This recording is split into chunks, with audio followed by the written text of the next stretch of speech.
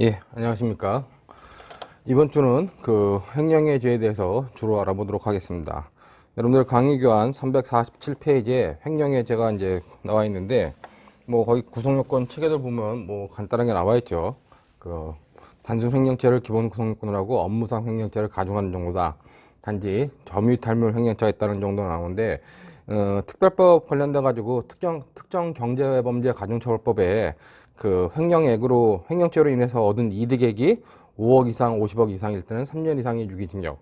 그다음에 50억 이상인 경우는 그 무기 또는 5년 이상의 유기징역에 처하기 때문에 그 특경법에 적용 대상이 되는 범죄라는 걸 여러분들이 잘 기억해 두시고, 횡령죄 일반을 보면은 횡령죄 관련돼 가지고 우리가 뭐 간단한데 실제로 그 위탁관계에 의해서 보관하는 자가 타인 소유, 자기 점유의 재물을 갖다가 이제 그 횡령하거나 반환을 거부하는 경우, 그게 성립하는 것이 우리가 횡령죄다 이렇게 볼 수 있죠. 기본적으로 횡령죄 관련돼 가지고 횡령죄 구성권을 보면은 주체와 객체 행위가 있고 고의가 있다 할 때 주체가 핵심적인 게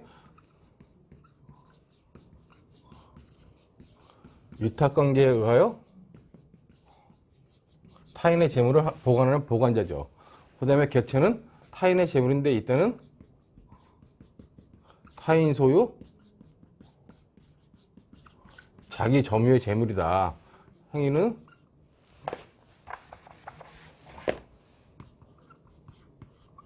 횡령 또는 반환을 거부하는 거죠.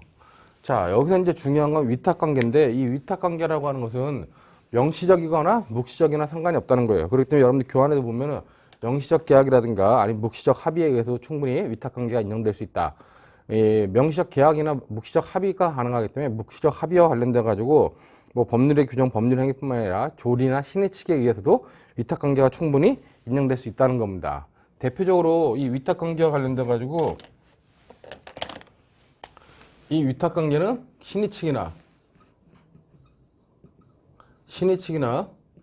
조리에 의해서 가능하다고 했을 때 결국 위탁관계에 의해서 타인의 재물을 보관하는 게 명시적이 아니라 묵시적, 특히나 신의 측 조리에 의해서 가능하다고 했을 때 가장 대표적인 케이스로 나오는 게 차고송금 같은 경우죠. 그러니까 내 계좌로 다른 사람이 잘못 돈을 입금했어요. 그러면 나는 신의 측상의 어떤 사회상규, 조리상으로 그 사람의 돈을 보관해야 될 보관자가 된다는 겁니다. 그렇기 때문에 차고 송금된 돈을 내가 이제 꺼내 쓰면은 그때 나한테 이제 횡령죄가 성립이 되겠죠. 그러니까 그런 의미로서 여러분들이 그 차고 송금 케이스가 바로 위탁관계에 의한 보관자의 지위에서 나온다. 그리고 이 위탁관계라고 하는 것은 뭐 사실상 위탁관계면 족하지만은 아무리 사실상 위탁관계를 할지라도 범죄자가 다른 사람의 그 물건을 가져왔을 때 이 범죄자한테도 원래 소유주의 물건을 보관해야 될 위탁관계가 있느냐, 그것은 아니란 얘기예요. 그렇기 때문에 일반적으로 절도라든가 사기의 공갈에 의한 범인이 점유하고 있는 재물에 대해서는 사실상의 위탁관계도 인정되지 않는다. 그러므로 타인의 재물을 절취해온 사람이 이 물건을 갖다가 잘 보관하고 있다가 돌려줘야 될 의무가 있는 것이 아니기 때문에, 그런 위탁관계가 존재하는 것이 아니기 때문에 뭐 범인이 처분하더라도 그것은 나중에 불가벌적 사후행위에 불과하고 횡령죄가 되지 않는다. 그런 의미로 여러분들이 봐두시면 될 것 같습니다. 그다음에 여기서 중요한 건 위탁관계에 의한 보관자인데, 이 보관과 관련돼 가지고도 법률상 보관뿐만 아니라 사실상의 보관, 법률상의 지배, 사실상의 지배를 포함한다. 그렇기 때문에 등기부상에 등기돼 있는 사람이 실질적으로 뭐 보관자의 지위를 갖는다. 뭐 그런 의미와 관련돼 가지고 나중에 이제 우리가 그 부동산 명의신탁 관련된 케이스들이 나오게 됐죠. 그 정도에 보시면 될 것 같고, 그다음에 타인 소유 자기 점유이기 때문에 타인 소유 자기 점유물이 아닌 경우, 그러니까 자기가 점유하고 있는 물건이 아닌 경우에 대해서는 횡령죄가 성립하지 않고, 뭐 그런 정도의 케이스들만 보면 될 것 같습니다. 물론 뭐 횡령이라고 하는 것은 타인의 재물을 자기가 보관하고 있는데 이 타인의 재물을 자기가 불법하게 영득하겠다라고 하는 그런 불법 영득 의사를 외부에 표시하는 것, 그걸 우리가 횡령이라 그러죠. 그렇기 때문에 횡령죄의 기수니까 언제 되냐 관련돼 가지고, 횡령죄는 그런 불법 영득 의사를 외부에 표시하는 순간 기수가 된다는 겁니다.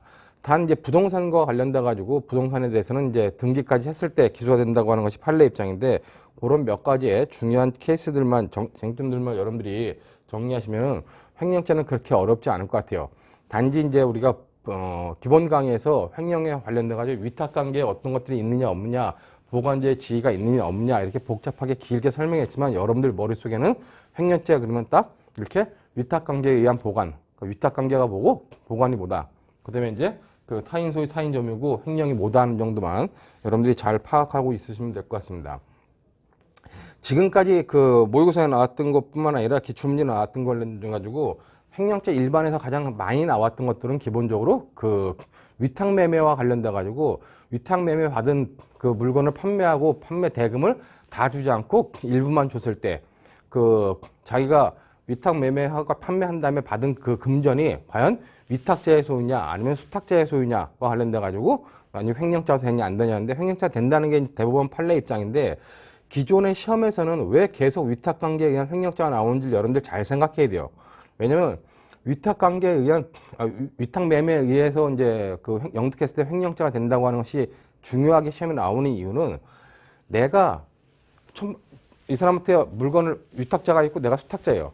위탁자로서 위탁자한테 물건을 받고 그 물건을 위탁매매 했습니다. 위탁매매 하는데 1,000만 원을 주고 팔았어요. 그럼 1,000만 원이 나한테 돈이 들어올 거 아니야, 현찰이. 그럼 이 1,000만 원을 저 사람한테 위탁자한테 다 돌려줘야 되는데 돌려줄 때 500만 원에 팔았다 그러고 500만 원만 돌려주고 500만 원은 내가 가지고 있을 때 과연 내가 저 사람한테 거짓말한 거, 기망한 게 과연 사기가 될 수 있냐 그렇기 때문에 위탁매매와 횡령죄와는 반드시 사기와 횡령죄가 경합하는 부분이기 때문에 사기와 횡령이 경합할 때 어떻게 한다? 사횡횡. 사기와 횡령이 경합하면 횡령죄가 된다. 사배상. 사기와 배임죄가 성립할 때는 경합할 때는 상상력 경합이 된다. 그런 정도로 이건 뭐 수업용 대비해가지고 여러분들이 그 정도의 케이스들은 딱딱 머릿속에 외워놓을 정도가 되면 되겠다고 생각이 됩니다. 그런 것들이 주요 쟁점이기 때문에 그런 것들 중심으로 살펴보도록 하겠습니다. 변호사 시험은 이제 올해 시험이죠. 2000년 9회 변호사 시험에 차고 송금과 횡령죄와 관련된 부분이 나왔었습니다. 여러분들 그거 관련돼 가지고 그 348페이지에 보면은 그 케이스 2번, 그러니까 사례 2번 보면 을은 운영권 양수대금인 5억 원을 갑의 계좌로 이체하려다가 착각하여 병의 계좌로 잘못 이체하였다. 자신이 계좌에 을 명의로 5억 원이 이체된 것을 확인하고 돌려주려는 병에게 친구인 정은 아무런 근거 없이 을이 착오로 너에게 입금한 것이 분명해. 그 돈을 다른 계좌로 이체해도 아무런 문제가 생기지 않을 테니까 우선 내 계좌로 이체해. 이렇게 말을 했어요. 그러니까 을이 잘못 송금해가지고 병의 계좌로 송금한 거죠. 근데 병의 친구인 정이 병한테 야 이거는 뭐 아무 문제 없을 거야. 그냥 우리들이 나눠 쓰자. 그래가지고 병은 정의 말을 듣고 막연히 괜찮을 거라 생각하고 5억 원을 정의 계좌로 이체했습니다. 즉 나의 계좌에 잘못 들어온 돈에 대해서 우리가 어떤 범죄가 성립할 수 있느냐 관련돼 가지고 여러분들 교환해 보듯이 위법성의 착오 93페이지 부분에서 우리가 총론 부분 우리 교환 93페이지에서 이미 설명했던 부분이기 때문에 그 부분을 여러분들이 한번 살펴보시면 되고 핵심적인 사항은 뭐다? 차고 송금된 돈이 나한테 들어오더라도 나한테는 뭐다? 나한테는 사실상의 위탁관계, 신의 측에 의한 위탁관계가 인정돼 가지고 신흥관계에 의한 위탁관계가 인정돼 가지고 이 보관자의 지위가 인정되기 때문에 내가 그것을 뺏은 경우에는 횡령자가 된다는 겁니다. 만약에 내가 이 경우에 나한테 어떤 사실상 위탁관계가 인정되지 않는다. 그럼 무슨 죄가 되겠어요? 무죄는 아니고 이때는 바로 점유이탈물이 되겠죠. 그렇기 때문에 점유이탈물에 대한 횡령죄가 성립한다. 그런 의미로 여러분들이 좀 봐두시면 될 것 같습니다. 그렇기 때문에 그런 정도의 이제 시험이 이 횡령죄 일반 관련돼 가지고 나왔었고 그 다음에 이제 모의 시험에 계속 나왔던 거는 18년도도 그렇고 16년도도 그렇고 그 다음에 이제 15년도도 그렇고 대부분의 횡령죄 일반과 관련돼서 나왔던 것들은 다 위탁매매와 횡령죄 부분이다. 그런 의미로 여러분들이 좀 잘 봐두시면 될 것 같아요. 그럼 이제 348페이지에 18년도 모의시험 2차 1문에 관련된 것들을 좀 보도록 하겠습니다.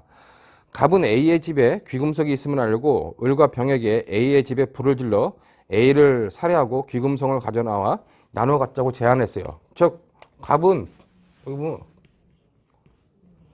갑이 을과 병한테 제안을 했는데 뭘 제안했냐? 강도살인과 그다음에 현주 건조물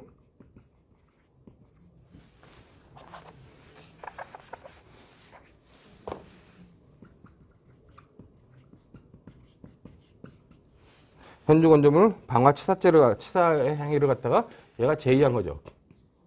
얘가 제의했고 얘네들이 승낙을 했어요. 자, 이 제안을 승낙한 을과 병은 야간에 A의 집에 들어가 A를 묶어두고 귀금속을 가지고 나오면서 A의 집에 불을 질러 A를 질식하게 만들었습니다. 자, 결국 이제 얘네들은 뭘 했냐? 얘네들과 관련된 얘네들이 제의했고 얘가 승낙했는데 이 정도로 제의했고 승낙했다는 것은 얘가 전체 주도를 해가지고 얘네들이 승낙한 거기 때문에 기본적으로 얘네들의 관계는 우리가 그냥 보통 기능적 행위지배가 인정되는 공동정범이라 볼 수 있는 거죠. 근데 이제 요 케이스 실제 풀이할 때는 이 공동정범이 안 되는 경우까지도 이제 그 케이스 문제집에 풀어놨는데 그건 좀 이따 보도록 하고 결국 얘네들은 뭐냐? 을과 병은 야간 주거 침입 강도를 했습니다. 야주강을 했죠. 결국 야간에 이제 들어가서 강도를 했기 때문에 야간 주거 침입 강도를 했고 그다음에 둘이 같이 들어갔기 때문에 우리가 특수 강도 즉 합동 강도를 한 거죠. 특수 강도를 했고 이 강도들이 사람을 살해했기 때문에 강도 살인죄가 된다는 겁니다. 자, 그 다음에 이제 얘네들이 뭘 했냐? 현주건조물 방화치사죄 관련된 현주건조물에 사람이 살고 있는 현주건조물에 방화를 해가지고 사람을 사망하게 했어요. 결국 얘네들과 관련돼 가지고는 이 두 가지 범죄가 같이 성립하는 거죠. 지금 결국 핵심적인 사항은 강도살인죄와 현주건조물 방화치사죄가 성립한다 라는 것들 보고 나중에 보면 이제 물론 야주강하고 특수강도하고도 이제 경합 문제가 발생하는데 얘네들은 이제 법조문이 다르기 때문에 우리가 상상력 경합을 보면 되고 이 강도살인과 현주건조물 방화치사죄 이거는 부진정 결과적 가중범이죠. 이 치사의 의미는 살인의 고의가 있는 경우까지 포함하는 부진정 결과적 가중범이다. 그렇기 때문에 둘 사이의 행위도 나중에 보면 이제 우리가 뭐 결과적 가중범과 그 가중범과 기본범죄를 설명할 때 둘의 행위도 기본적으로 상경으로 처리한다. 부진정 결과적 가중범에 관련된 부분에서 이미 총론 시간에 배웠던 부분입니다. 자, 그런 상황에서 이제 관련돼 가지고 범행 후 갑을 병은 귀금속을 갑이 보관하고 있다가 이를 처분해 금액을 배분하기로 했어요. 그러니까 이렇게 해가지고 얘네들이 가져 나온 어떤 그 귀금속을 가지고 있었는데 귀금속을 누가 보관했냐? 얘가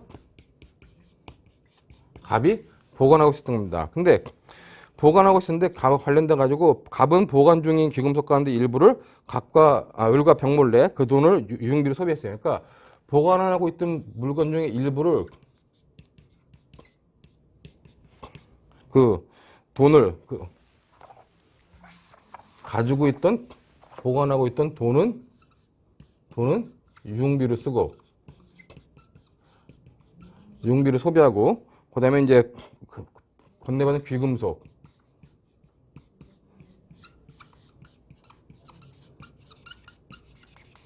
누군가한테 이제 위탁매매했다는 겁니다. 자, 이렇게 게 위탁매매했는데 그 나머지는 위 범행 사실을 모르는 위탁매매를 누구한테 시켰냐? 정한테 시켰던 거죠. 이래 정한테 시켰는데 정은 갑으로부터 받은 귀금속을 1억 원에 팔았으나 갑에게는 8천만 원에 팔았다 속이고 금액을 건네주면서 나머지 2천만 원은 자신이 챙겼어요. 그러니까 이와 관련돼 가지고 결국 그 갑이 얘네들이 훔쳐온 돈을 유흥비로 소비했어요. 이건 불가불적 사후행위죠. 얘네들이 기본적으로 공동정범이 된다면은 기본적으로 얘는 이 유흥비 소비와 관련돼 가지고 불가불적 사후행위가 된다. 근데 만약에 갑이 교사범이고 얘네들이 그냥 이 뭐 강도살인과 현주건조물 방화치사죄 공동정범이고 이거는 교사범이 되면 어떻게 해요? 교사범일 때는 얘네들이 훔쳐온 귀금속은 작물이 되고 작물을 보관했기 때문에 얘가 작물 보관죄가 성립한다는 얘기입니다. 관련돼 가지고 그걸 작물 보관죄가 성립하고 작물 보관을 하는 것을 소비하는 경우에 그 경우는 횡령죄는 성립하지 않는다. 뭐 그 정도 여러분들이 알고 있을 거고 기본적으로 이렇게 돈과 관련돼 가지고 그 쓴 것은 불가벌적 사후행위로 판단한다 보면 되는데 이제 귀금속과 관련돼 가지고 역시 판매한 것은 기본적으로 공동정범이 판매하는 건 불가벌적 사후행위라 봐요. 이제 물론 요 부분 관련돼 가지고 얘한테 모르는 정한테 맡겨가지고 했기 때문에 이거는 얘가 몰랐기 때문에 사기죄를 처벌받지 않지만은 얘는 그 사기죄를 처벌받지 않는 예를 이용해서 다른 사람한테 물건을 팔았기 때문에 이 귀금속 판매에 대해서는 우리가 사기죄 성립 여부도 논해줘야 된다. 물론 사기죄 성립하겠죠. 근데 이제 우리 채점 기준표에 보면 그런 것들은 안 나왔었습니다, 이번에. 그 다음에 이제 관련돼가지고 얘가 이걸 결국 판매했어요. 판매해가지고 누군가한테, 여긴 뭐 누군가가 했는데, 뭐 어떤 사람한테 판매했는데, 얘가 이걸 꼭 1억을 받았죠. 자, 1억을 받았는데, 이 중에서 2천만 원은 1억 중에서 얘한테 돌려준 거. 그러니까 갑한테 돌려준 금액은 8천만 원만 돌려주고 자기가 2천만 원을 가진 상황이라는 얘기입니다. 자, 이런 상황에서 결국 지금 이 정한테, 우리가 배웠던 정한테는 과연 이 귀금속에 대해서, 정은 이 귀금속이 이제 작물인 걸 모르는 상황이죠. 이런 상황에서 지금 이렇게 판매하고 남은 돈, 판매하고 받는 1억이 과연 원래 위탁자 소유물이냐, 아니면 원래 예소유물인가요? 중요한 건 점유는 지금 1억을 누가 하고 있어요? 점유는 이 정이 하고 있죠. 그렇기 때문에 자기 소유물에 대해서, 자기가 점유하고 있는 자기 소유물에 대해서 뭐 덜 줬다 하는 것은 나중에 이제 뭐 배임죄 문제가 될 수 있을지언정 횡령죄 문제는 되지 않는다는 겁니다. 근데 이 돈은 원래 갑의 돈이었고, 물건도 갑이었고, 갑이 맡기고 얘가 판매했다 할지라도 판매해서 나는 금액도 다 갑의 돈이라면 이 1억 원을 다 돌려줘야 되는데 8천만 원밖에 안 돌려줬기 때문에 2천만 원에 대해서는 우리가 타인 소유, 자기 점유물에 대한 횡령죄가 성립한다는 것이 기본적인 판례 입장이다. 그렇게 여러분들이 정리해두면 될 것 같습니다. 그러니까 이 케이스는 이 정도의 정리 케이스를 보면은 여러분들이 쉽게 이해할 수 있으리라고 판단이 돼요. 자, 그렇기 때문에 뭐 쟁점은 뭐 을과 병이 강도의 고의로 사람이 현존하는 주택에 불을 질러 살해한 것이 강도살인죄와 현주건조물 방화죄의 공동정범이 되는지와 양죄의 죄수 판단인데, 기본적으로 얘와 관련돼서 이렇게 공모를 했고 야간 주건 침입 강도를 했습니다. 그다음에 특수 강도를 했어요. 자, 두 개의 강도 행위가, 그럼 얘네들은 어떻게 했냐? 아까 했지만 얘네들은 그냥 얘네들도 포괄 일체냐 상경이냐 관련돼 가지고 견해가 대립하지만 상경으로 보는 게 타당하다. 관련돼 가지고 그렇게 앞서 얘기했었고, 상경이 되는데 이 강도가 사람을 죽였기 때문에 강도 살인죄가 된다. 그다음에 현주건조물 방화치사죄도 성립한다. 두 개는 결과적 가중범과 기본 범죄에 있어서의 상경 처리한다. 왜냐면 강도 살인은 아마 강도 살인은 사형 무기 7년 이상인 걸로 알고 있고, 현주건조물 방화치사죄는 그거보다 좀 낮은 걸로 알고 있기 때문에 사형 무기인가 이렇게 알기 때문에 기본적으로 이게 중한형이 되고, 두 개는 상경 처리한다 보면 될 겁니다. 그 다음에 관련돼가지고 요런 귀금속을 보관하는 부분에 관련돼서 쭉 이렇게 나와가지고 요 부분에 관련돼가지고 2천만 원이 이제 횡령죄가 되느냐 안 되냐 그런 것들을 중심으로 보면 될 거예요. 그렇기 때문에 갑은 현장에 있지 않았지만 강도살인죄와 현주건조물 방화죄의 공동정범이 될 수 있는 경우, 당연히 공동정범이 됩니다. 이 정도 되면. 근데 이제 채점 기준표에는 혹시 교사범이 되는 경우를 논하는 경우를 하는데, 왜냐면 얘가 교사범이 된다면 아까 얘기했죠. 귀금속 받은 거, 이거는 작물 보관이라든가 작물 취득자가 성립할 수 있기 때문에 그렇다. 그런 의미로 여러분들이 좀 봐두시면 될 것 같습니다. 그렇기 때문에 뭐 갑과 병의 죄책은 여러분들이 뭐 쭉 정리하시면 보면 될 것 같아요. 349페이지까지 50페이지까지 나오고, 그 다음에 350페이지에 갑의 죄책 나오는데 얘가 교사범, 공동정범이냐 교사범이냐 했을 때 공동정범으로 보는 것이 타당하다. 그 다음에 이제 공동정범인 경우에는 작물보관죄가 성립하지 않는다. 거기 이제 350페이지 2번에 강취한 물건들을 보관하는 행위에 대한 형법 362조 제1항 작물보관죄 성립 여부인데, 공동정범 사이에서는 작물보관죄가 성립하지 않지만 교사범에 대해서는 교사범이 절도나 강도를 교사했는데 그 절도나 강도 한 피해 물품을 받은 경우는 우리가 이제 작물죄가 성립한다. 근데 이 경우는 공동정범이기 때문에 작물죄 성립하지 않는다. 그렇게 보면 되고, 뭐 보관 중인 일부 귀금속을 처분하여 소비한 행위에 대한 355조 1항 횡령죄 여부가 관련되는데, 역시 뭐 이건 불가발적 사후 행위가 해당하기 때문에 따로 성립하지 않는다 보면 되겠죠. 이제 중요한 건 우리가 이제 횡령죄 관련돼 가지고 중요한 거는 이제 정의 죄책입니다. 정의 죄책 관련돼 가지고 잘 봐야 되는 게, 먼저 정의 2천만 원을 착복한 행위에 대한 죄책 관련돼 가지고 여러분들이 여기서 뭐 잘 논해야 되는 게, 이 배점이 7점이나 돼요. 채점 기준표에 배점 7점씩 해놨는데, 그럼 2천만 원의 소유권이 누구한테 있느냐? 원래 얘한테 있다. 갑한테 있기 때문에 뭐 횡령죄 된다. 아니다. 뭐 정한테 있기 때문에 횡령죄 성립하지 않는다. 그렇게 보면 7점짜리 배점이 아닌 것 같아요. 근데 여러분들이 여기서 반드시 논해줘야 될 게 뭐냐? 2천만 원 착복에 대해서는 수령과 동시에 위탁자, 여기서는 이제 위탁자라는 건 갑이겠죠. 갑에게 소유권이 있다는 견해. 그것이 이제 판례와 다수의 견해입니다. 그러나 이제 수탁자에게 소유권이 있다는 견해는 그때는 이제 배임죄가 성립한다고 보는 거예요. 그렇기 때문에 이 경우에 횡령죄가 성립하냐 배임죄가 성립하냐 보는데, 다수결과 판례 입장은 뭐다? 이거는 위탁자한테 소유권이 인정되기 때문에 그냥 횡령죄가 성립한다고 보는 겁니다. 그렇기 때문에 관련돼가지고 그거는 문제 안 되는데, 그 다음에 이제 그 양가로 이번에 형법 347조 1항 사기죄가 성립할 수 있겠느냐 하는 문제가 발생을 해요. 그러니까 여기서 여러분들이 중요하게 반드시 논해줘야 되는 건, 얘와 관련돼가지고 이 정의 행위와 관련돼가지고 이 2천만 원이 누구의 소유냐로 논해주고, 그 다음에 관련돼가지고 이것을 얘가 반환을 거부한 거, 아니면 영득의 의사표시를 한 거, 반환을 거부한 거는 횡령죄가 되는데, 얘가 8천만 원만 주면서 뭐 했어요? 여기에 기망을 했죠. 8천만 원에 팔았다고. 그렇기 때문에 기망과 횡령 행위가 경합하는 경우에, 즉 사기와 횡령이 경합하는 경우에 어떤 범죄가 성립하느냐? 그냥 횡령죄가 성립한다. 제가 가끔 수업 시간에 사횡, 횡 이렇게 한다 그랬죠. 사횡, 사기와 배임이 경합하는 경우는 사배상. 옛날에는 배임죄가 성립한다는데 전원합체 판결로 바뀌어가지고 상상력 경합이 된다. 그렇기 때문에 사기와 배임이 성립하는 경우는 사배상. 사기와 횡령이 하는 경우는 사횡 이렇게 보면 된다는 겁니다.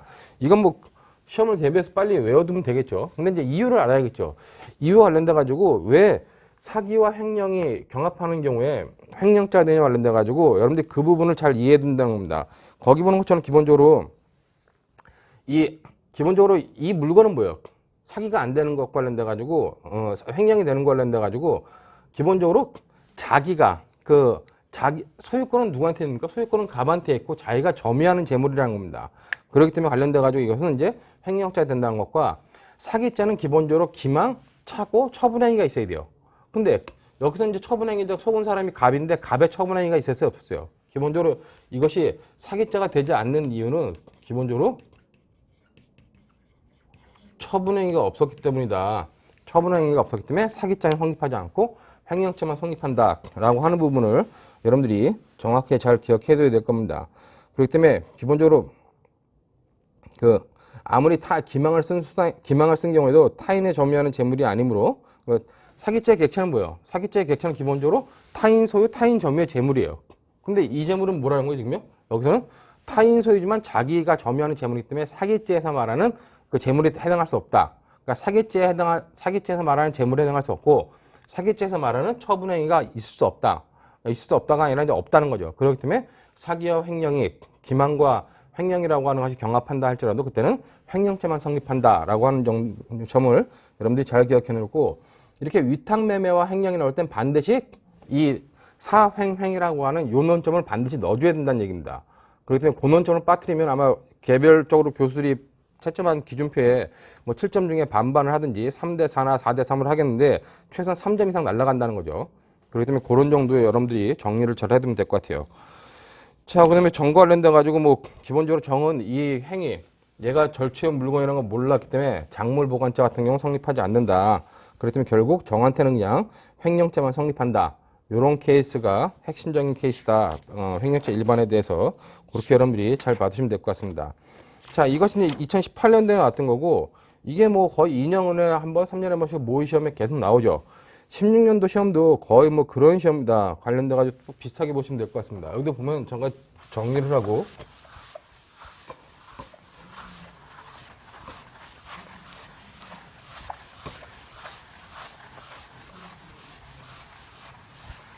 뭐 이건 여러분들 다 알 수 있으니까 정리를 하고 보도록 하겠습니다.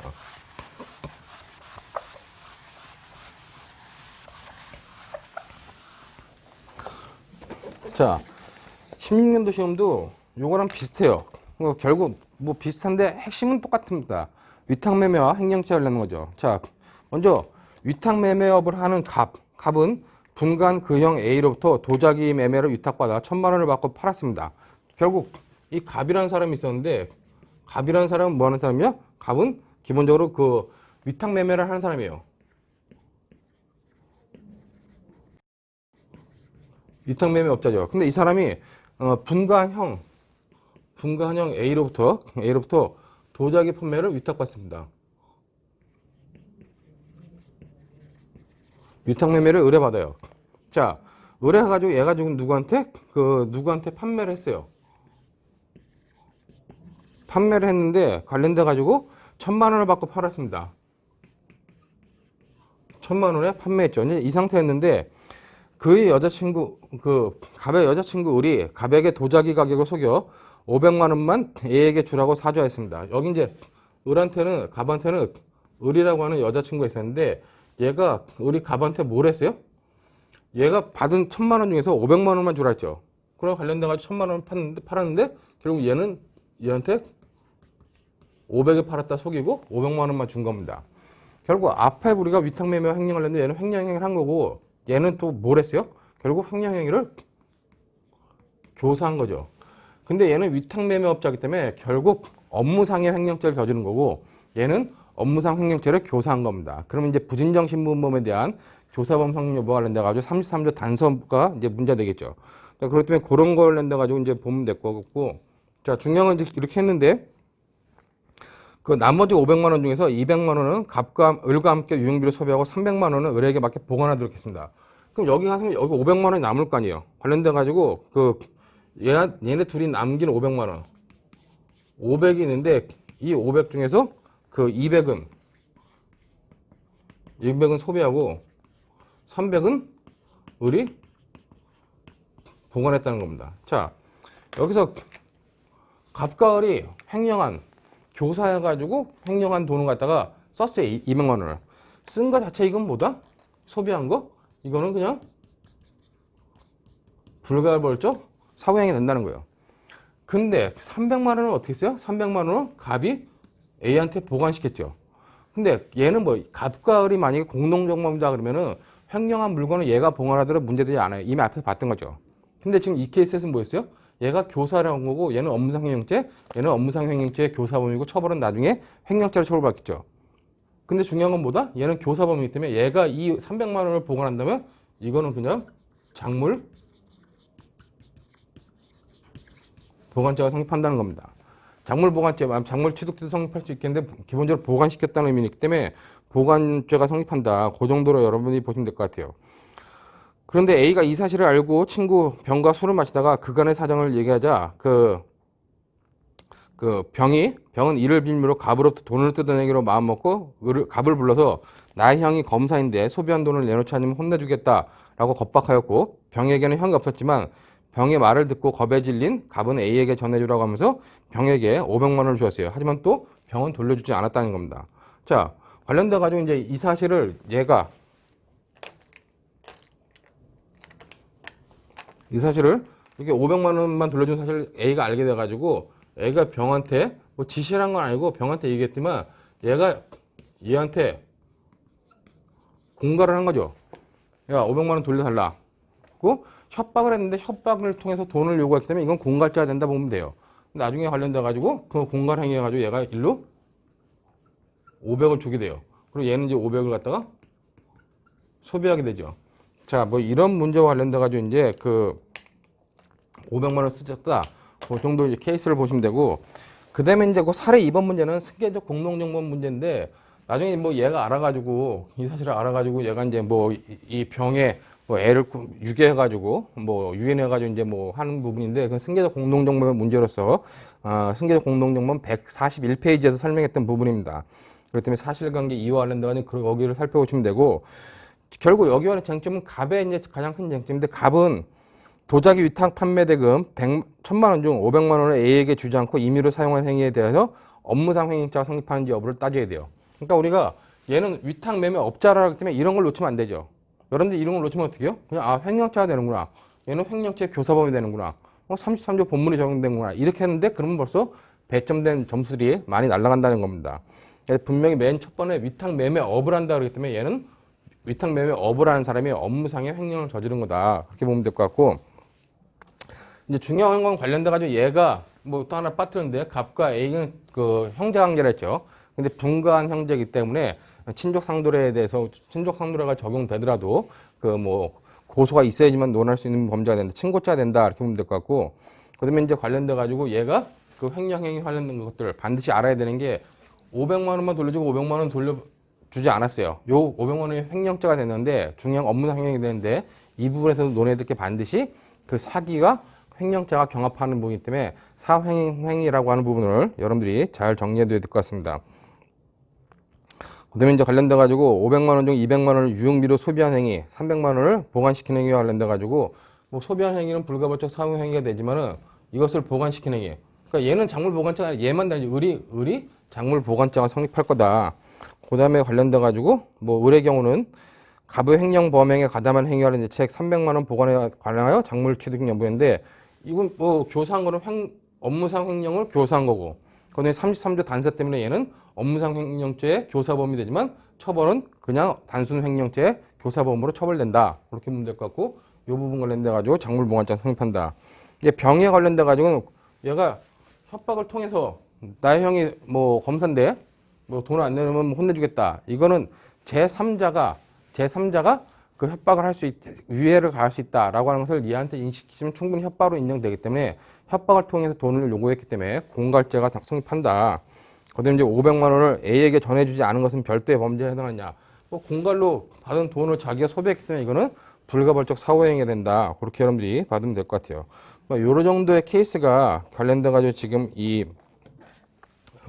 기본 케이스로서 이게 나왔던 거다. 그러면 될 것 같고 이때 이제 해설집 보시면은 뭐 갑의 제책 그래가지고 위탁 판매 금액의 일부인 500만 원 되는 업무상 횡령죄 성부 문제 나오는데 횡령죄가 된다고 보면 되겠죠. 그거는 이제 앞에서 계속 논했던 부분이기 때문에 그런 것들을 보면 될 것 같고 단지 이 갑이 위탁 매매업을 하는 사람이기 때문에 업무상 횡령죄가 된다. 그것이 이제 353페이지에 업무상 횡령죄가 성립한다는 것이 나옵니다. 그다음에 중요한 거는 이제 친족 상도에도 놓치지 말아야겠죠. 형제가 아닌 경우에 재산범죄가 일어나면 친족 상도의 여부를 반드시 논해야 되는데 동거 친족이 아니죠 이거는요. 그렇기 때문에 이번적으로 동거 친족이 아니기 때문에 그 328조 2항이 적용돼 가지고 고소가 있어야지만 논할 수 있다. 그 정도의 쟁점들도 써줘야 되고 여기 놓치지 말아야 될 게 반드시 뭐다? 사기죄의 성립 여부라는 겁니다. 자, 사기죄 관련돼 가지고 여기 보면 사기와 횡령이 경합하는 경우에 사기죄 성립하지 않고 횡령죄만 성립한다는 거 반드시 잘 써줘야 되고 놓치지 말아야 되고 그 이유는 사횡행이라고 외워야 돼요. 시험을 대비해서는. 근데 이유는 최소한 알아야죠. 그 이유가 뭐다? 타인 점유가 아니기 때문에 타인 점유가 아니고 자기 점유이기 때문에 사기죄에 객체되지 않는다. 사기죄의 객체는 뭐다? 타인 소유, 타인 점유의 재물이에요. 근데 횡령죄는 뭐다? 횡령죄는 타인 소유, 자기 점유의 재물이죠. 그렇기 때문에 이거는 자기가 점유하는 재물, 판매해놓고 받은 금은 자기가 점유하는 재물이기 때문에 사기죄의 재물이 되지 않는다. 그 다음에 기본적으로 기망자의 처분한 행위가 없었다라는 이유 때문에 사기와 횡령이 경합하는 경우엔 횡령죄가 된다라고 하는 정도 보면 되고 500만 원을 같이 쓴 건 불가벌적 사후행위고 300만 원을 맡긴 것도 뭐 불가벌적 사후행위에 해당한다. 작물죄 주체가 될 수 없다. 본범이기 때문에 뭐 그 정도의 내용들은 여러분들이 보시면 될 것 같아요. 그렇기 때문에 갑에 관련돼 가지고 그런 논점들을 정리하고 을에 대해서는 다시 아까 봤지만은 같이 쓴 건 뭐 문제되지만 이 300만 원을 받은 거 얘가 교사범이기 때문에 교사범에 대해서는 작물보관죄가 성립한다 라고 하는 것들을 여러분들이 봐두시면 될 것 같습니다. 물론 354페이지 위에 보면 이제 업무상 횡령을 교사하고 관련돼 가지고 어떤 범죄가 성립할지 33조 단서가 본문과 단서 중에서 어떻게 해결할지가 관련돼 가지고 본문 단서 구별설과 과형 개별화설이 있는데 우리가 판례 입장에 따라서 과형 개별화설이 타당하다는 것을 이미 총칙 시간에 설명했었습니다. 그러면 여러분들이 앞으로 그냥 총칙 시간에 배운 것처럼 이 33조건 문제가 나오면은 판례 입장에 따라 과형 개별화설이 타당하다. 그리고 과형 개별화설의 입장에서 의해서 정리를 하면 될 것 같아요. 그렇기 때문에 결국 354페이지 그 가운데쯤 보면 판례에 따르면 두 가지 신분 요소가 모두 결여된 비신분자에 대해서는 일단 33조 본문에 의하여 비신분자도 신분범위 공범이 성립하며 다만 33조 단서에 의해서 과형만 조정하게 됨이라고 설명되어 있는데 그것이 이제 과형 개별화설의 입장이다. 그 정도만 여러분들이 판단하시면 될 것 같습니다. 작물보관죄만 성립한다 하는 것이 이제 354페이지 밑에 나오는 부분이고, 뭐 병의 제척 관련돼 가지고는 뭐 우리가 이미 앞에서 배웠던 것처럼 공갈죄가 성립한다.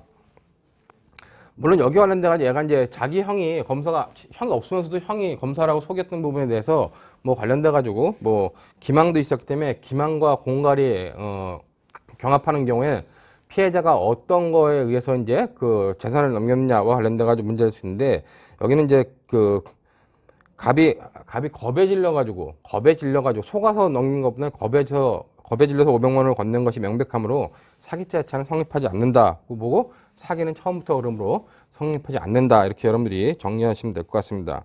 그다음에 이제 갈취한 500만 원을 병이 소비했다. 병이 소비한 건 별 문제되지 않겠죠. 그렇기 때문에 횡령죄가 성립하지 않는다. 자, 그런 의미로 여러분들이 계속 봐두시면 될 것 같습니다. 자, 역시 일반 적인 횡령죄 관련된 역시 위탁매매에 의한 횡령죄가 나왔어요. 똑같은 케이스로 모의고사에 이제 한 번 더 나왔는데 그 15년도 모의고사에도 똑같은 케이스가 한 번 더 나왔습니다. 자, 요것도 이제 정리하고서 한번 보면은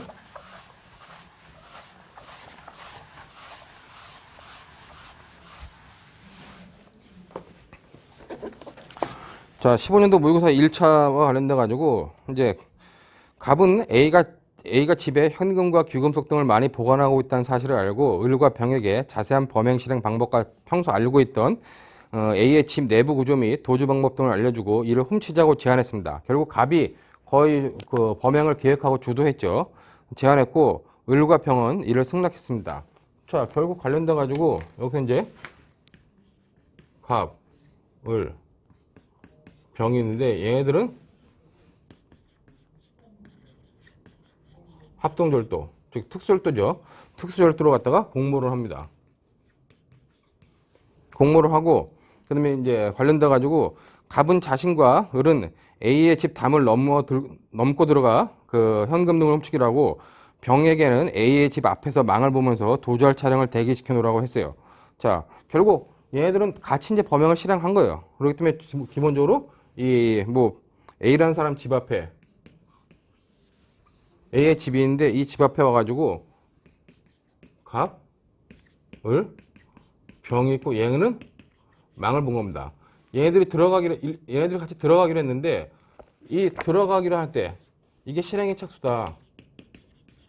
실행의 착수라고 했을 때 거기 보는 것처럼 그 2015년 5월 21일 그 11시 30분경에 갑과 을은 A의 집 인근에서 만나 범행할 기회를 엿보던 중 갑은 범행이 발각될 것이 도로 을에게 잠시 전화를 하겠다 하고 몰래 도망가 버렸어요. 그러니까 실행의 착수 전에 얘는 뭐 했냐? 얘는 쑥 해가지고 이탈을 해버린 거예요. 이탈을 해버리고 현재 남은 건 누구냐? 현재 남은 건 을과 병만 남은 겁니다. 결국 얘는 뭐예요? 얘네 둘은 이제 둘이 남아가지고 이 을이 여기에 침입해가지고 절출하게 되죠. 그 다음에 이제 병은 뭐냐? 망을 보고 있기 때문에 기능적 행위 지배가 인정되는 공동정 합동범이 된다는 겁니다. 을은 갑이 도망간 사실을 병에게 휴대폰으로 알리면서 혼자라도 할 테니 20분 뒤에 차를 약속한 장소에 대기시켜 놓으라 한 후 A의 집담을 넘어들어가 1억 원 상당의 귀금속과 현금을 훔쳐 A의 집 앞에서 차량에 타고 대기하고 있던 병과 함께 도주했어요. 그러니까 얘들은 여기 들어가서 돈을 훔쳐가지고 이제 도주했습니다. 도주했는데 을은 훔친 귀금속이라는 사실을 모르는 그 정에게 귀금속의 처분을 부탁했습니다. 자, 이와 관련돼 가지고 이 정한테 위탁매매를 의뢰해요. 얘는 누구한테 그러니까 팔고 그 정은 누구한테인가 그 이를 승낙한 정은 C에게 귀금속의 일부를 시가인 그 여기 C한테 귀금속의 일부를 시가인 4천만 원에 판 후에 을에게는 2,500만 원을 판매대금이라 하면서 이를 건네주고 그 나머지는 자기가 챙겼습니다. 결국 얘는 관련돼 가지고 판매해서 여기가 4천을 받았어요. 근데 얘한테 돌려준 건 뭐다? 돌려준 건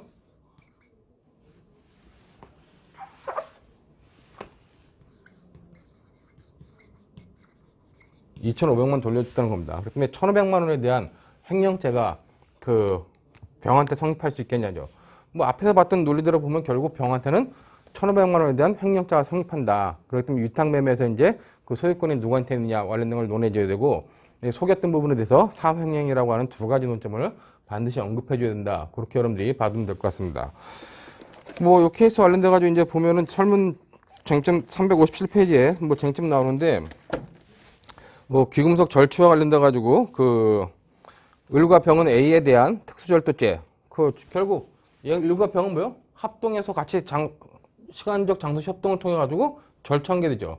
그렇기 때문에 기본적으로 뭐 특수절도죄가 성립한다. 그다음에 특수절도죄가 성립하는 거 이외에 얘네들은 뭐예요 지금요? 밤에 11시 30분경에 넘어 들어갔죠.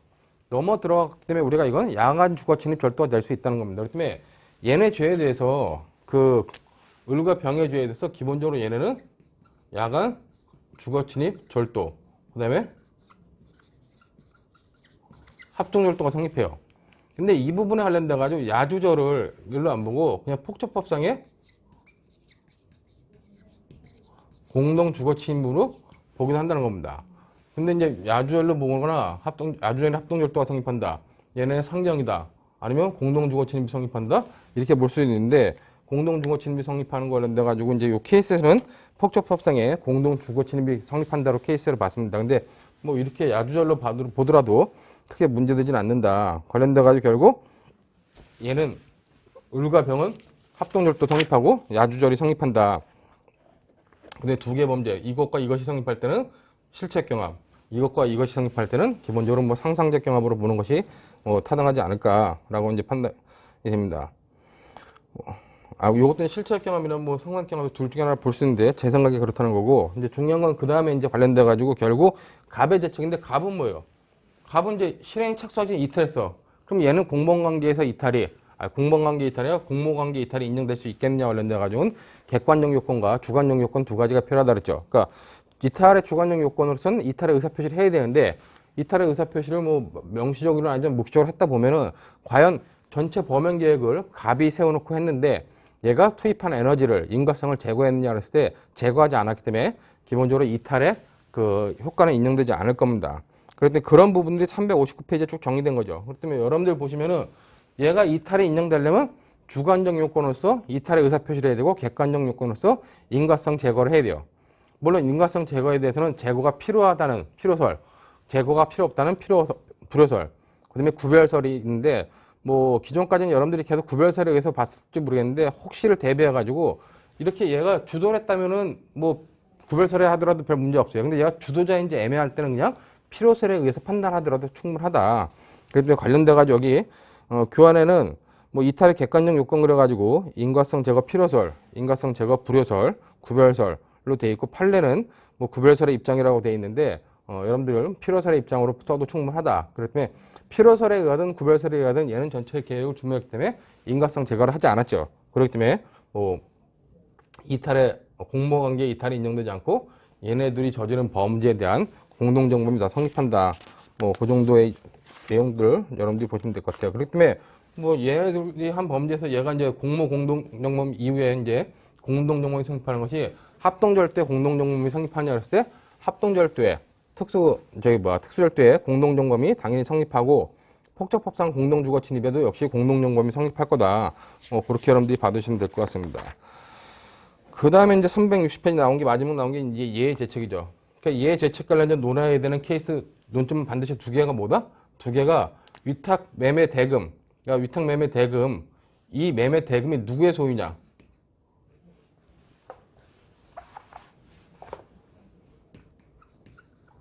소유권 문제. 소유권 문제는 이건 처음부터 의뢰할 것이다. 그런데 다 돌려주지 않았기 때문에 이건 횡령죄 된다. 이건 소유권 문제를 반드시 논하고 그 다음에 사기, 기망했기 때문에 사기와 횡령이 경합하는 경우엔 횡령이 된다. 사횡행이라고 하는 이 두 가지 논점을 여러분들이 반드시 잘 써줘야 된다는 겁니다. 그렇기 때문에 횡령죄가 성립하겠느냐 관련돼 가지고 결국 횡령죄는 성립한다는 거. 그다음에 이제 의뢰에 대한 사기죄 성립 여부 관련돼 가지고 반드시 사횡행 그래가지고 횡령죄만 성립하고 사기죄는 성립하지 않는다라고 하는 정도만 여러분들이 받으시면 될 것 같아요. 그다음에 관련돼 가지고 이제 중요한 게 아까 이제 앞에 18년도 논점에서 나왔던 건데 지금 거기서 좀 빠졌던 건데 을이 판매를 맡기면서 정을 모르는 얘한테 물건을 맡겼어요. 그럼 얘는 아무것도 성립하지 않아. 작물죄 성립하지 않아요. 근데 여러분들 잘 봐야 되는 게 이 맡긴 귀금속 이렇게 뭐 맡긴 귀금속인데 귀금속은 누구 거예요? 을 거예요? 아니면 여기 다른 사람 A 거예요? A 거죠. 기본적으로 귀금속에 대해서 훔친 물건에 대해서 누군가한테 판매했다는 건 뭡니까? 자기 것인 것처럼 속여가지고 판매했기 때문에 그거는 기망이 된다는 거죠. 그럼 얘는 을은 결국 사정을 모르는 정한테 시켜가지고 물건을 팔았기 때문에 얘는 최소한 이 물건을 판매한 것에 대한 사기죄를 논해줘야 된다는 거예요. 근데 얘는 뭐예요, 지금요? 얘는 그 작물인지 몰랐기 때문에 얘는 사기의 고의도 없었다는 겁니다. 그렇기 때문에 처벌받지 않는 얘를 이용해가지고 얘가 C한테 물건을 판매한 거기 때문에 그 부분은 사기죄가 되는데 이 사기죄는 뭐다? 사기죄의 간접정범이 된다. 이 을이라는 사람은. 왜냐면 사정을 모르는 정을 이용해서 했기 때문에 사기죄의 간접정범이 된다. 라고 하는 논점도 여러분들이 빠뜨리지 말아야 된다는 얘기입니다. 그렇기 때문에 C한테 귀금속을 판매하는 행위, 정을 통해서 귀금속을 판매한 행위는 결국 뭐 사기죄가 된다. 그렇게 여러분들이 받으시면 될 것 같아요. 그다음에 이제 뭐 의뢰자책 관련돼 가지고 이제 그런 정도의 그 사기죄가 간접적으로 된다고 보면은 요 케이스는 거의 뭐 정리가 다 끝났다고 봅니다. 자, 이렇게 해가지고 우리가 사기죄와 관련, 횡령죄와 관련돼 가지고 기본적인 논점 중에서 뭐 몇 가지 봤는데, 여태까지 기출문제에 나왔던 쟁점들의 핵심은 이 위탁관계에 의한 보관, 위탁관계에 의한 보관인데, 그 위탁관계에 의한 보관에서 위탁관계라는 건 법률상 계약 합의 또는 사실상의 것으로 충분하고 조리 신의 측에 의해서 생긴다. 그렇기 때문에 조리 신의 측에 생기는 것 중에 대표적인 것이 차고 송금이라는 거. 그 다음에 위탁관계 보관을 하는데, 그 위탁관계 관련돼 가지고 보관을 할 때 그 소유권이 누구한테 있느냐고 관련돼 가지고 여러 가지 문제가 될 수 있는 케이스들이 있었는데, 주로 위탁매매가 시험에 많이 나왔던 이유는 사기와 횡령이 경합하는 경우이기 때문이다. 그렇기 때문에 이 두 가지를 갖다 여러분들이 잘 정리해 가지고 받으시면 될 것 같습니다. 자, 이 정도로 해가지고 이제 횡령죄의 기본적인 것들 마치고, 횡령죄에서 관련돼 가지고 그 두 뒷부분에 나와 있는 게 이제 불법 원인급여와 횡령죄라는 게 있어요. 그러니까 기본적으로 사기 횡령죄 일반론은 이 정도 보면 되는데, 불법 원인급여와 횡령죄라고 하는 것은 기본적으로 우리가 아까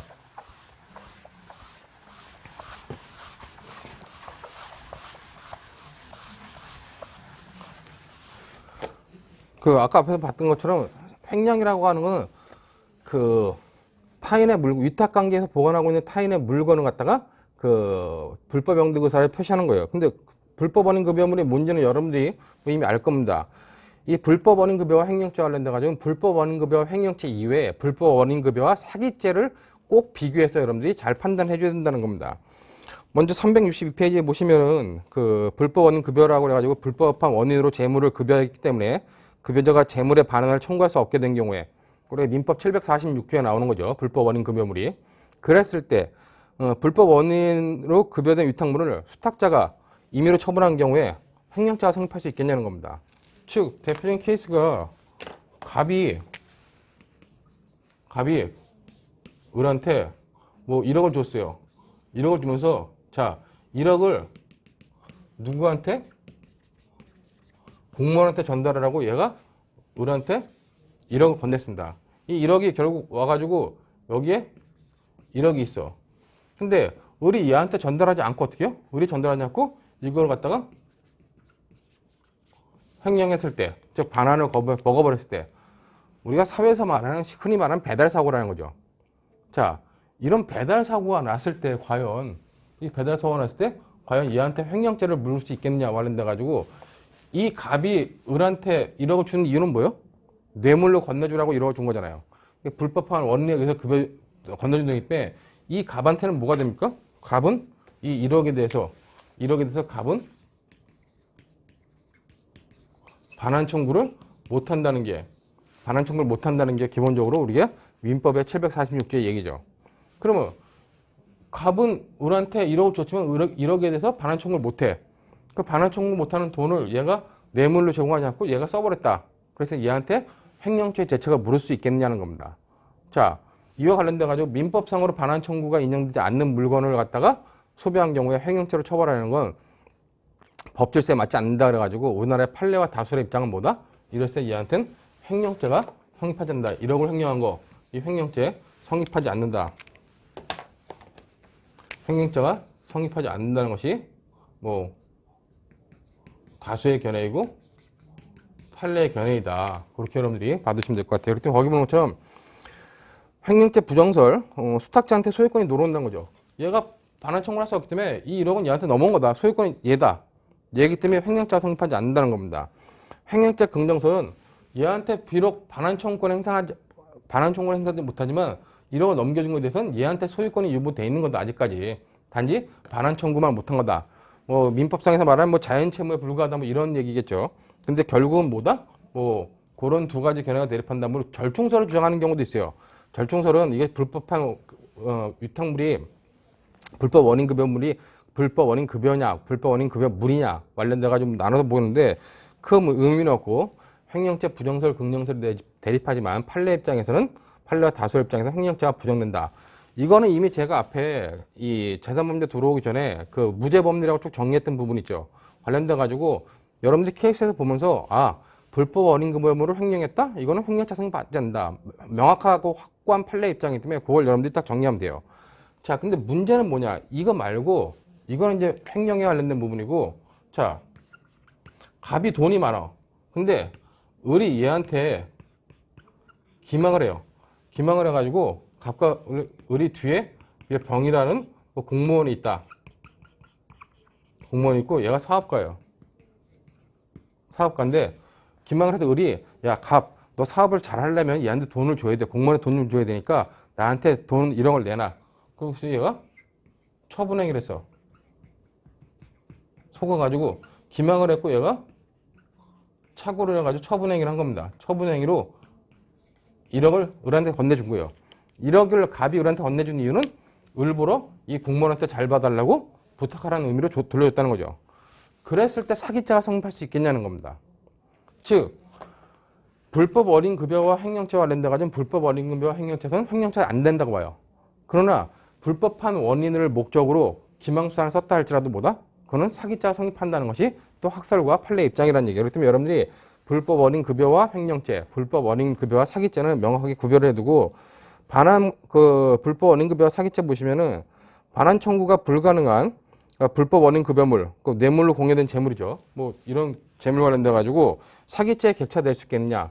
이것도 사기죄 객체가 충분히 된다고 보는 것이 뭐 통설과 판례 입장이다. 그런 의미로 여러분들이 받으시면 될 것 같습니다. 제가 이 케이스에서 참 설명 안 했던 게 있는데 관련돼 가지고 이 판례는 횡령죄 부정설이에요. 근데 판례에 예외가 있죠. 예외가 뭐다? 불법성 비교 형량론이라는 게 있습니다. 그러니까 뭐 관련돼 가지고 얘가 불법하게 돈을 줬는데 불법한 이유로 원을 줬는데 불법성이 얘한테만 크고 얘는 불법성이 별로 없다. 비교를 해가지고 얘가 너무 많고 얘는 거의 없을 땐 얘한테 반환 청구권이 인정된다 그래가지고 횡령죄를 성립한다고 본 판례도 하나 있었어요. 이게 이제 포주와 율락녀 사이의 어떤 금전적인 문제 때문에 이렇게 나왔던 판례인데 그 당시에 판례는 포주가 율락녀한테 돈을 돌려주지 않은 행위는 횡령죄가 된다고 아주 예외적으로 판단했습니다. 그 다음에 관련돼 가지고 들었던 케이스가 불법성 비교 횡령론이었는데 뭐 그렇게 그 당시에만 문제됐던 케이스고 학자들은 잘 받아들이지 않습니다. 그때 객관식용으로 여러분이 뭐 예외도 있다는 정도만 알아두시면 될 것 같고 주관식용으로는 크게 중요하지 않기 때문에 그냥 불법 어린급여와 횡령죄에서는 횡령죄가 성립하지 않는 것이 원칙이다라고 하는 정도로 잘 봐두시면 될 것 같습니다. 자, 그 정도로 보도록 하고 이제 뭐 변호사 시험에는 아직 안 나왔던 것 같고 모의시험 2000년도 올해 이제 변호사 시험에 한번 나왔던 부분 있죠. 뭐 그 부분을 좀 살펴보도록 하겠습니다.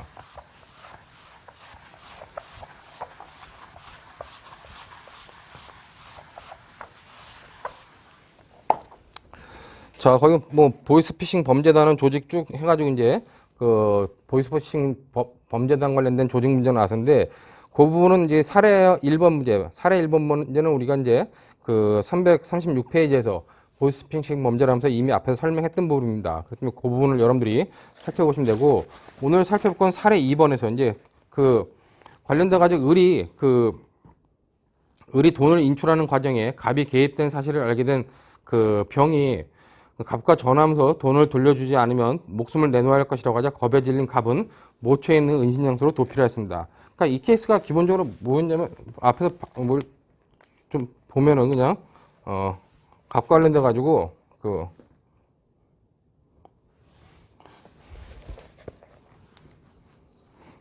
여기 병이 핵심적인 사람이죠. 병이 있었고 얘한테 을이 통장을 제공해요. 그러니까 통장을 제공했는데 병이 누군가한테 사기를 친 거죠. 기망을 해가지고 누군가 A인데 A가 이 통장으로 이제 돈을 갖다가 1000만 원 입금하게 되는 겁니다. 입금 보이스피싱 범죄인데 얘가 이것을 알고 했으면 이제 관련돼 가지고 뽑았을 경우에 문제가 되지 않는다. 모르고 한 경우에 횡령죄 된다는 이제 그 정도 보시면 될 것 같고 중요한 건 이제 관련돼 가지고 얘가 이렇게 함에 있어서 갑이라는 사람이 있었는데 갑과 얘가 둘이 공모를 하죠.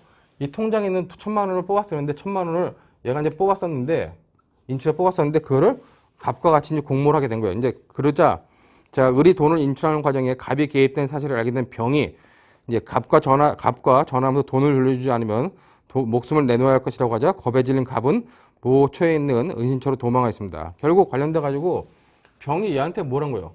얘한테 공갈을 한 거죠. 공갈을 했는데 또 아직 돈을 못 받게 돼요. 그럼 공갈 미수가 되겠죠.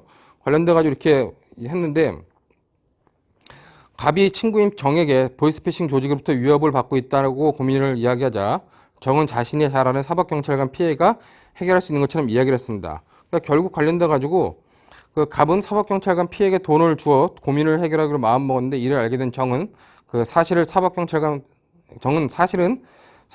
피해에게 금품을 전달해줄 의사가 없음에도 갑을 찾아가 전달해주겠다고 말하고 100만 원을 받아 자신이 소배했습니다. 결국 얘가 공갈로 협박받고 있으니까 얘가 누구한테 했냐? 갑이 정이라는 사람한테 정한테 부탁을 해요. 그럼 보니까 정이 먼저 욕을 한 거죠. 그래서 여기서 얘한테 뇌물 100만 원을 요구하고 얘는 100만 원을 전달합니다. 근데 실제로 100만 원을 전달해줬다 했지만 얘는 뭐였어요? 얘는 기본적으로 전달해줄 마음이 없었다는 겁니다. 그렇다면 뇌물 100만 원 요구해서 100만 원 받았다면 얘는 무슨 문제가 돼요? 얘는 사기가 성립한다는 거죠. 자, 관련돼가지고 그렇기 때문에 쟤한테는 이제 기망을 통해서 그 부분 관련돼가지고 사기죄가 성립한다. 이제 관련돼가지고 이런 것 관련돼가지고 기본적으로 뭐 갑이 결국은 뭐 도저히 안 되겠으니까 을한테 자기를 신고해라. 그래가지고 결국 그 자기 무고로 교사해요. 얘한테. 그러니까 관련돼가지고 얘가 나중에 갑이 을한테 자기의 신고하라 해가지고 이 을이 무고를 하죠. 을이 수사관서에 갑을 신고하게 됩니다. 그럼 얘는 무고죄가 되는데 얘는 자기 무고에 교사범이 되겠느냐 하는 그런 논점도 나오는데 그런 논점은 뒤에 부분에 와서 보도록 하고 관련된 여기서 이제 갑의 죄책 관련돼 가지고 갑의 죄책은 갑의 죄책 관련돼 가지고 제3자 뇌물교부죄, 증뇌물교부죄가 성립하겠고 그다음에 이제 무고죄 교사범은 이걸 한 것 때문에 무고죄 교사범이 된다. 근데 이제 을의 죄책 관련돼 가지고 을은 뭐 얘는 무고죄가 된다 하는 정도만 여러분들이 363페이지에서 보시면 될 것 같습니다. 중요한 것은 이제 제일 중요한 정의 죄책인데 물론 여기서 이제 병의 죄책도 있죠. 병은 공갈을 해가지고 돈을 못 받았기 때문에 그냥 공갈죄가 성립하는데 공갈 미수가 된다. 근데 이제 관련돼가지고 364페이지 나오는 정의 죄책 관련돼가 사기죄 성립 여부가 가장 문제된다는 겁니다. 자, 결국 얘는 불법한 원인을 목적으로 1,000만 원을 달라고 해서 불법한 원인으로 내가 건네줬어요. 근데 결국은 기망한 거고 얘가 이렇게 기망을 했고 얘가 건네준 겁니다. 처분 해결한 거죠. 정한테는 사기죄가 성립하는데 별 문제가 없다는 겁니다. 그래서 거기 보는 것처럼 사기죄가 불법 원인급여물을 요구해가지고 정이 받았을 때 기망을 해가지고 불법 원인급여물을 받았을 때 정한테 사기죄 성립하냐 아니면 사기죄 성립하지 않느냐의 견해가 대립이 있지만은 기본적으로 판례는 그 경우에 불법 원인급여와 사기죄와 관련돼 가지고 사기죄 성립을 긍정한다. 그렇게 여러분들이 받으시면 될 것 같습니다. 자, 문제는 원래 논점상으로 보면 이걸로 끝나는 것 같아요. 근데 이제 올해 채점 기준표 보니까 횡령죄 성립 여부도 반드시 논해줘야 된다고 배점을 4점씩 해놨습니다.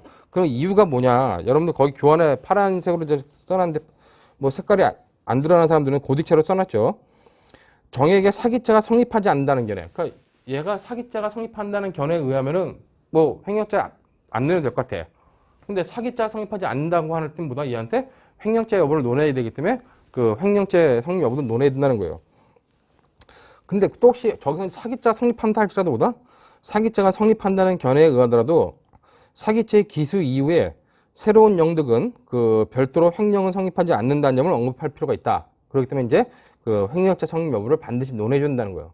그러니까 결국 제가 사기가 성립해가지고 물건을 그 1,000만 원 받은 거, 100만 원 받은 거를 소비한 거, 그거는 소비한 자체는 횡령죄가 성립하지 않는다는 이것을 논하기 위해서 논해 준다는데 좀 약간 맞지가 않는 것 같긴 한데, 그러니까 관련돼가지고 좀 무리하게 이끌어간 해설 같은데, 기본적으로 이제 요 출제자 입장은 사기죄와 불법영득의사, 불법영득의사 사기죄 성립 여부, 불법영득의사와 횡령죄 성립 여부를 같이 논하려고 그랬던 거다. 그럼 여러분들 거기 이제 나왔던 것처럼, 앞에 설명했던 것처럼 학설은 횡령죄가 불법 원인 급여물을 횡령한 경우에, 팔아먹은 경우에 횡령죄가 성립한다는 견해, 아니면 횡령죄가 성립하지 않는다는 견해가 두 개의 견해가 대립하지만 판례 입장은 뭐다? 판례와 다수의 입장은 횡령죄의 성립을 부정한다는 거.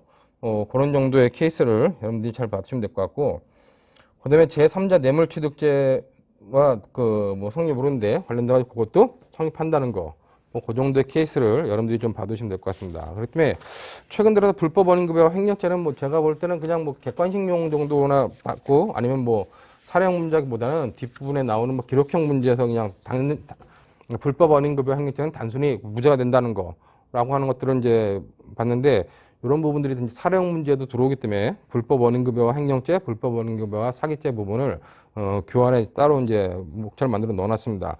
그것들 여러분들 다시 한번 봐두시고, 뭐 이것이 이제 올해 시험 문제 나왔지만 17년도 모의 시험에도 한번 나왔었어요.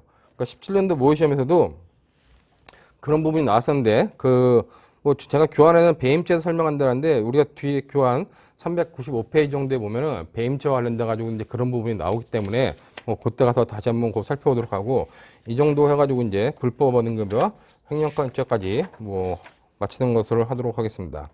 자, 그러면은 잠시 쉬었다가 다음 강의 또 진행하도록 하겠습니다.